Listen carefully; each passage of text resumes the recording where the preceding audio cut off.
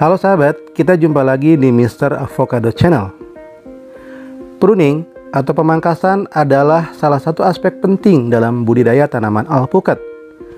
Para petani dan pekebun di seluruh dunia sudah biasa melakukan teknik ini terhadap tanaman alpukat mereka.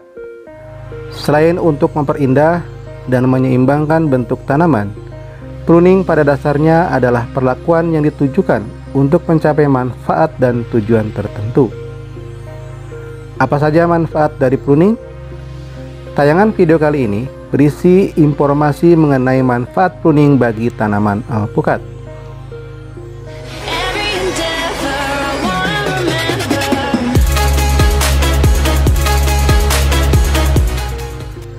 Sahabat sekalian, dahan dan ranting yang rusak atau kering pada tanaman alpukat memang seharusnya dipangkas habis.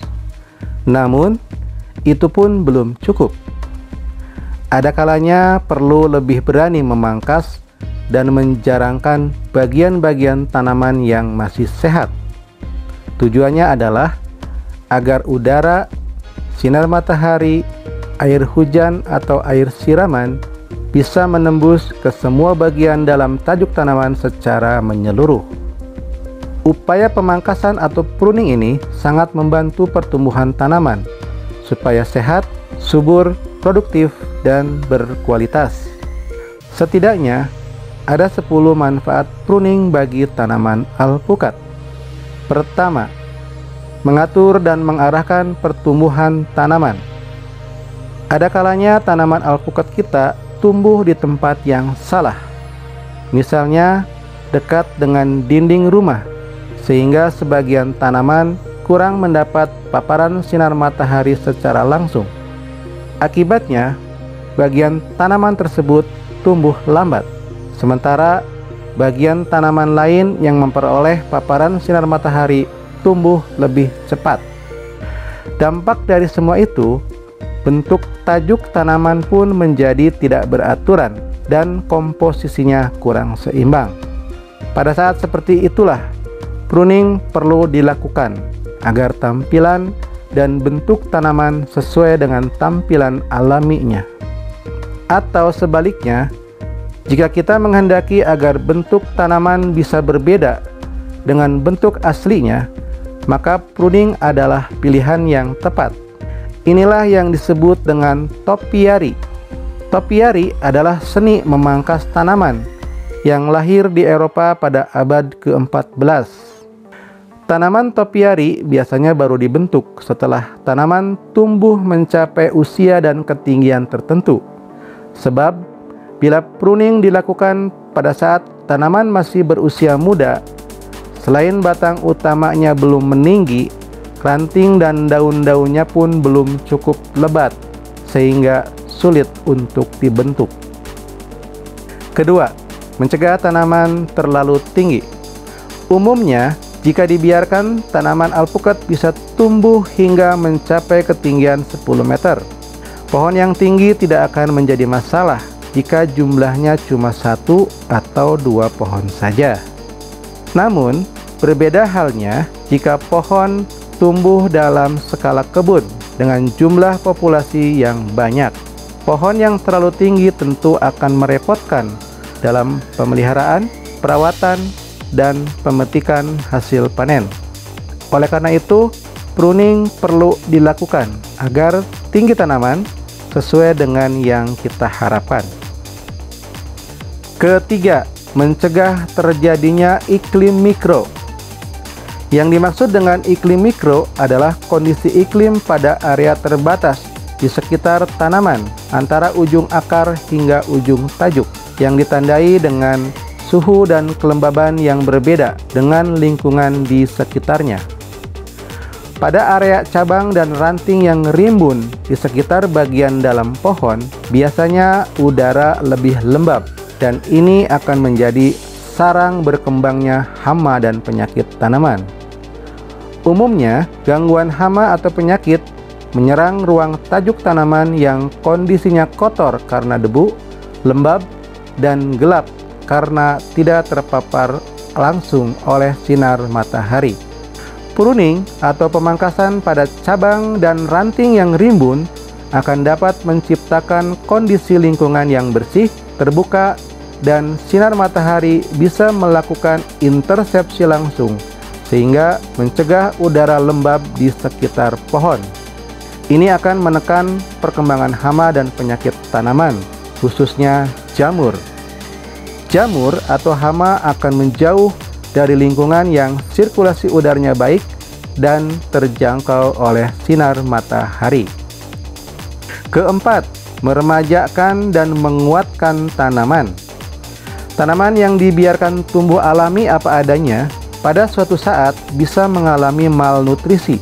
Proses distribusi zat hara dari dalam tanah menuju seluruh bagian tanaman akan melambat karena jangkauannya makin jauh dari permukaan tanah. Penguapan air pada daun juga semakin tinggi, terutama bila tidak disertai dengan penyiraman yang memadai. Melalui pruning, kerimbunan daun akan berkurang. Demikian pula air daun tidak akan menguap dengan cepat. Jadi, tindakan pruning merupakan upaya peremajaan sekaligus memperpanjang usia tanaman, terutama pada tanaman masuk kategori perdu tinggi. Pruning juga bisa menyeimbangkan pohon di antara pucuk, akar, dan siklus pertumbuhan buah. Dengan demikian, pohon memiliki kerangka yang lebih kuat dan sehat sehingga mampu menopang pada meningkatnya produktivitas dan kualitas hasil. Kelima, menyehatkan dan menyelamatkan tanaman. Tanpa diharapkan, kadangkala tanaman yang kita sayangi justru terserang oleh penyakit dan menjadi sumber penyebaran penyakit untuk tanaman lain.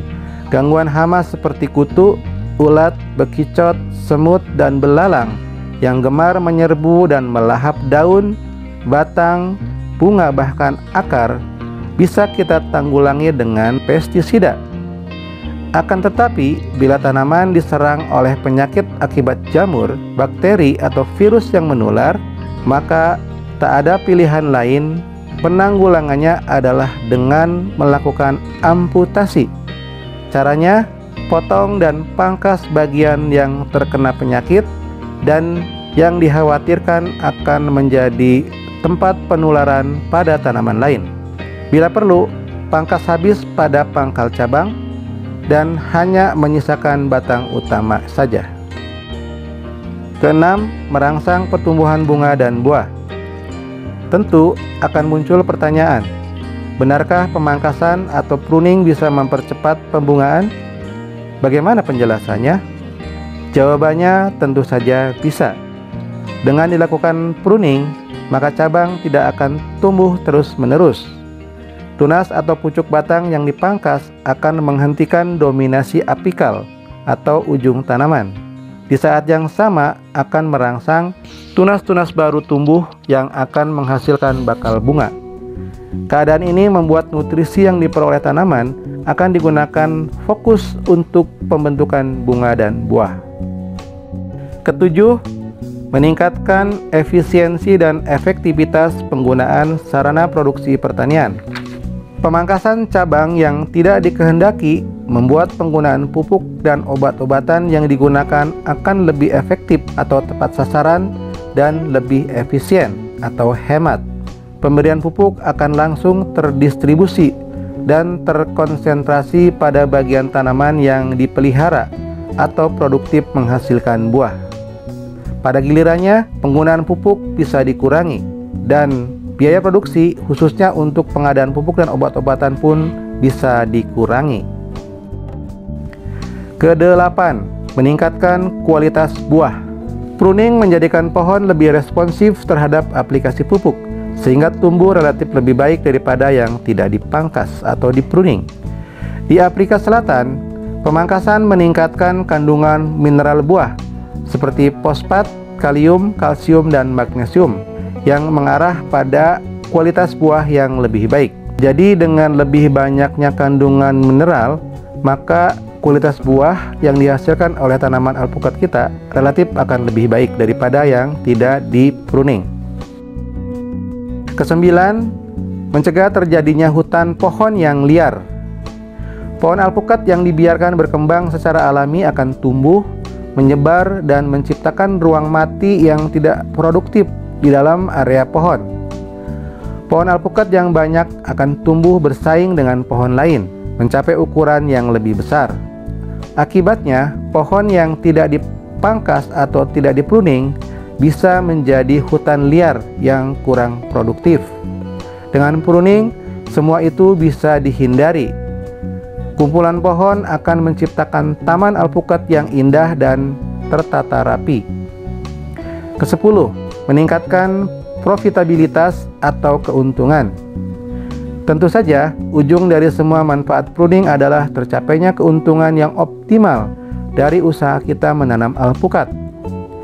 Ketika tanaman tumbuh sehat dengan ukuran yang sesuai dengan yang diinginkan, mudah dalam pemeliharaan dan hemat dalam pengeluaran biaya produksi, serta produktivitas hasilnya tinggi, maka output dari semua itu adalah nilai keuntungan yang lebih tinggi. Tentu saja, manfaat pruning tersebut akan kita peroleh jika diimbangi dengan pemupukan, pemeliharaan, dan perawatan tanaman yang tepat, serta pemberian air yang cukup. Tanpa itu semua, tindakan pruning tidak akan berdampak apapun pada tanaman, malah akan merugikan tanaman itu sendiri. Apalagi jika pruning dilakukan secara berlebihan. Demikian sahabat, paparan mengenai 10 manfaat dari pruning yang kita lakukan terhadap pohon alpukat. Semoga bermanfaat dan menjadi tambahan informasi bagi sahabat sekalian. Dukung kami agar kami bisa terus menampilkan tayangan edukasi yang bermanfaat dan berkualitas kepada masyarakat. Caranya, kasih like, komen, dan share tayangan ini kepada masyarakat secara lebih luas. Jangan lupa subscribe dan nyalakan lonceng notifikasi agar sahabat sekalian mendapatkan update tayangan terbaru dari Mr. Avocado Channel. Terima kasih sudah menyaksikan tayangan ini, semoga bermanfaat. Kita bertemu kembali di pada tayangan berikutnya. Sampai jumpa.